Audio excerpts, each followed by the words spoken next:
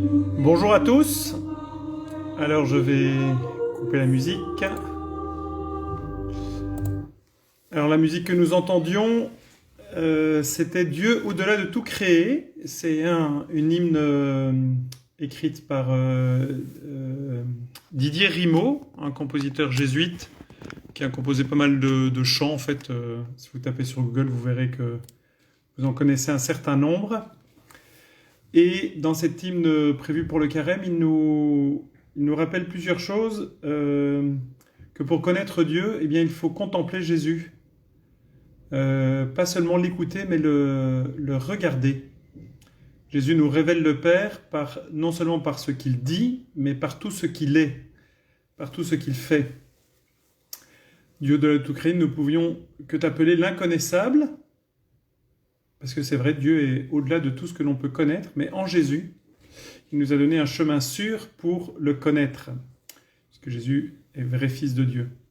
Et le carême nous est donné pour nous former à la vie avec le Christ, comme le rappellent les oraisons, presque tous les jours. Donc voilà le choix de cet hymne. Je mettrai les références. Prenez le temps de l'écouter. Alors c'est pas du texte facile, mais voilà, c'est une manière de se laisser éclairer aussi par autre chose, une autre manière de dire et de voir. Alors comme d'habitude, nous allons écouter l'évangile de ce jour et puis prier un peu ensemble. Dans l'évangile d'aujourd'hui, Jésus guérit un homme muet en expulsant le démon qui le rendait muet. Et puis il y a une controverse avec les pharisiens. Voilà, nous allons nous laisser enseigner par Jésus. Au nom du Père et du Fils et du Saint-Esprit. Amen. De l'évangile de Jésus-Christ selon saint Luc. En ce temps-là, Jésus expulsait un démon qui rendait un homme muet.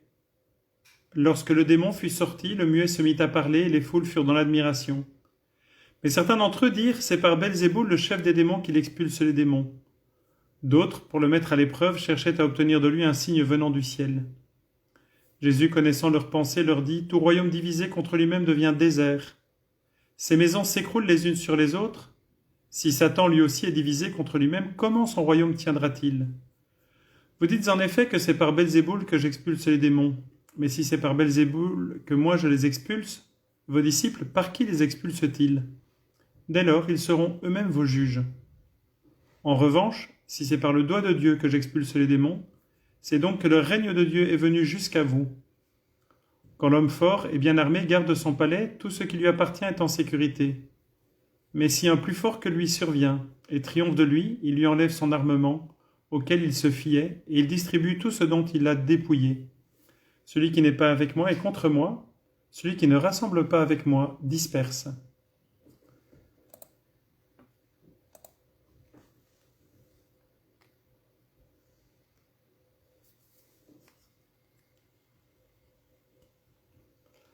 Alors, en contemplant ce tableau qui nous présente cette guérison que le Christ opère, eh bien, laissons-nous rejoindre par ce texte. Reconnaissons que peut-être nous aussi, nous avons besoin que le Seigneur fasse le ménage dans notre cœur. Chasse les démons qui nous rendent muets, qui paralysent notre foi, notre espérance, qui paralysent notre parole pour témoigner. Ensuite, entendons cette parole pleine d'espérance que Jésus nous donne. Tout royaume divisé contre lui-même devient désert. Si Satan lui aussi est divisé contre lui-même, comment son royaume tiendra-t-il ? C'est une parole pleine d'espérance parce que Satan est le diviseur par excellence. Celui qui refuse de se laisser aimer et d'aimer ne peut que choisir la division. Et donc il a déjà perdu. Satan est le diviseur. Et donc son royaume ne sera jamais uni. Il a perdu. Il a déjà perdu. Cette parole pleine d'espérance que Jésus nous donne là. Peut-être cela aussi peut nous faire réfléchir sur les divisions que nous-mêmes entretenons. Ce que Jésus ne veut pas, bien sûr. Jésus vient rétablir la communion que nous avions perdue, la communion avec Dieu, la communion avec nous-mêmes, nous réconcilier avec nous-mêmes, nous réconcilier les uns avec les autres. Et enfin, laissons-nous interpeller par ces deux dernières paroles, le règne de Dieu est venu jusqu'à vous. En Jésus, nous contemplons le règne de Dieu déjà accompli. Jésus, en tant qu'homme, choisit de faire la volonté de son Père, et donc le règne de Dieu est là, puisque le règne de Dieu, c'est chaque fois que quelqu'un fait la volonté de Dieu. Le règne de Dieu en Jésus est parfaitement accompli. Il est accompli aussi en la Sainte Vierge, et en nous mettant à la suite de Jésus et de la Sainte Vierge, eh bien, nous aussi, nous pouvons faire advenir ce règne de Dieu en nous, et du coup aussi autour de nous. Alors laissons-nous rassembler autour de Jésus, laissons Jésus nous rassembler autour de lui. Laissons Jésus faire de nous des hommes et des femmes de communion, des hommes et des femmes de rassemblement. Ce règne de Dieu qui veut accueillir tout homme, ce règne de Dieu que Dieu propose à chaque homme.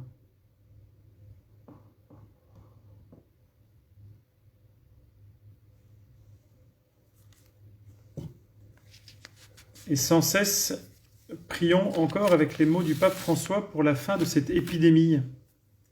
Supplions le bon Dieu de nous aider à traverser cette épreuve. Supplions aussi le bon Dieu d'aider les chercheurs, d'aider les médecins. Jésus, Fils unique du Père, descendu du ciel pour notre salut, nous croyons en toi. Médecin céleste qui s'incline sur notre misère, nous croyons en toi. Agneau immolé qui t'offre pour nous racheter du mal, nous croyons en toi. Bon pasteur qui donne la vie pour ton troupeau, nous croyons en toi. Pain vivant et médecin d'immortalité qui nous donne la vie éternelle, nous croyons en toi. Regarde ton Église qui traverse le désert, console-nous, Seigneur. Regarde l'humanité frappée par la peur et par l'angoisse, console-nous, Seigneur. Regarde les malades et les moribonds opprimés par la solitude, console-nous, Seigneur. Regarde les responsables politiques et les administrateurs qui portent le poids des choix, console-nous, Seigneur.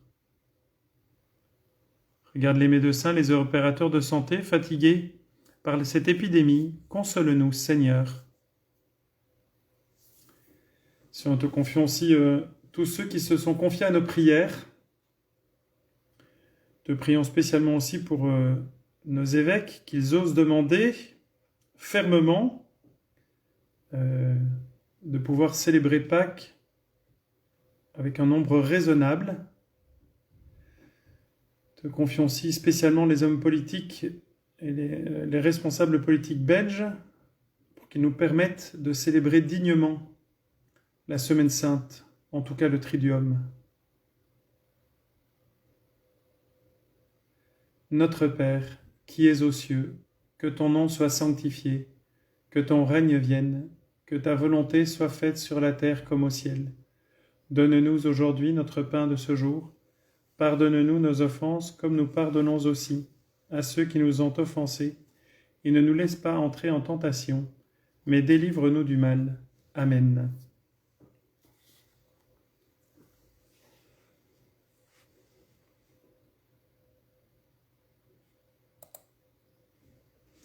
Et en regardant la croix et Marie au pied de la croix, nous pouvons ensemble prier l'Angélus. L'ange du Seigneur annonça à Marie qu'elle serait la mère du Sauveur, et elle conçut du Saint-Esprit. Je vous salue Marie, pleine de grâce, le Seigneur est avec vous, vous êtes bénie entre toutes les femmes, et Jésus, le fruit de vos entrailles, est béni. Sainte Marie, Mère de Dieu, priez pour nous pauvres pécheurs, maintenant et à l'heure de notre mort. Amen. Priez pour nous, Sainte Mère de... Excusez-moi, j'étais distrait. Je suis la servante du Seigneur, qu'il me soit fait selon votre parole. Je vous salue Marie, pleine de grâce, le Seigneur est avec vous, vous êtes bénie entre toutes les femmes, et Jésus, le fruit de vos entrailles, est béni. Sainte Marie, Mère de Dieu, priez pour nous pauvres pécheurs, maintenant et à l'heure de notre mort. Amen. et le Verbe s'est fait chair, et il a habité parmi nous. Je vous salue Marie, pleine de grâce, le Seigneur est avec vous. Vous êtes bénie entre toutes les femmes, et Jésus, le fruit de vos entrailles, est béni. Sainte Marie, Mère de Dieu, priez pour nous pauvres pécheurs, maintenant et à l'heure de notre mort. Amen. Priez pour nous, Sainte Mère de Dieu, afin que nous soyons rendus dignes des promesses du Christ. T'en prions, Seigneur, répands ta grâce en nos cœurs, afin qu'ayant connu par le message de l'ange l'incarnation de ton Fils bien-aimé, nous parvenions par sa passion et par sa mort à la gloire de sa résurrection, par ce même Jésus-Christ, ton Fils, notre Seigneur. Amen. Le Seigneur soit avec vous, et que Dieu Tout-Puissant vous bénisse et vous accorde une bonne journée, lui qui est Père, Fils et Saint-Esprit. Amen. Désolé, j'ai peut-être pris un peu vite, donc j'ai bugué, voilà, j'étais distrait, excusez-moi. Et Patricia, peut-être que j'ai prié un peu vite. Je ferai attention à le prier un peu plus paisiblement la semaine prochaine. Je vais remettre le texte aussi pour ceux d'entre vous qui ne l'auraient pas. Voilà. Alors n'oubliez pas qu'il y a toujours les conférences de Marie-Pascale, une saine et bonne nourriture pour ce carême, avec donc sur la chaîne YouTube disponible, avec ces petites démarches concrètes proposées à faire dans l'église, avec chaque fois un petit support qui vous est proposé d'emmener. Voilà. Donc on continue à prier, à supplier le bon Dieu pour qu'on puisse célébrer Pâques à 50 au moins en intérieur, et pas à 50 dans l'extérieur comme ils disent maintenant. 50 au moins. L'idéal ce serait qu'ils reviennent à une proportionnelle comme ils avaient fait avant, toute simple. Et puis pour terminer, eh bien, je vous propose d'écouter le début du... Non, la retraite de jeu ne creuse pas du tout la faim. Je vois pas du tout, Sophie, ce que tu veux dire par là. Je vais aller manger de ce pas une délicieuse pomme avec un jus de légumes. Ça va être, comment dirais-je, satisfaisant à souhait. Donc je vous propose, pour terminer, d'écouter le début du Stabat Mater de Pergolèse. Donc Stabat Mater, c'est Marie debout au pied de la croix. Et il y a plusieurs pièces. Donc c'est un vieux texte qui a été mis en musique par de nombreux compositeurs. Celui de Pergolèse est peut-être le plus connu. C'est vraiment une très très belle pièce. Je vous en ferai découvrir l'un ou l'autre. Peut-être encore une sonate de Bach une autre fois. Voilà. C'est aussi une manière de cultiver son intériorité que de laisser le beau habiter notre cœur et notre mémoire.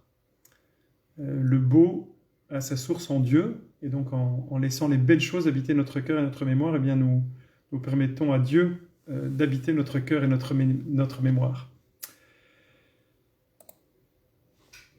Je vous souhaite une bonne fin de semaine et j'espère à bientôt.